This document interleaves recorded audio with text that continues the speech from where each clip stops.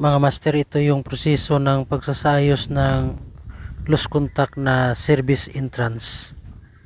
Yan po mga master. Unang po natin gawin ay putulin mismo itong live.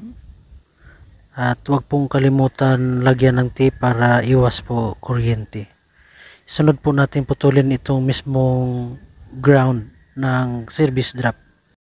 Linisin nyo po mga master gamit ang pliers para maalis ang corrosion. Ayan.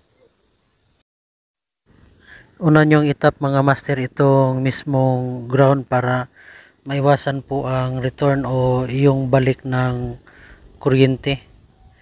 Pero bago nyo to gawin mga master, siguraduhin yung naka-off yung main breaker nila. Sunod po nating itap mga master itong live.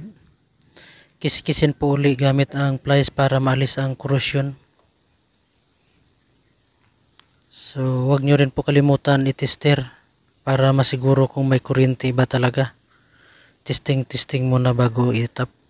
I-twist nyo rin ng maayos mga master para iwas loose contact. At huwag kalimutan lagyan ng tape.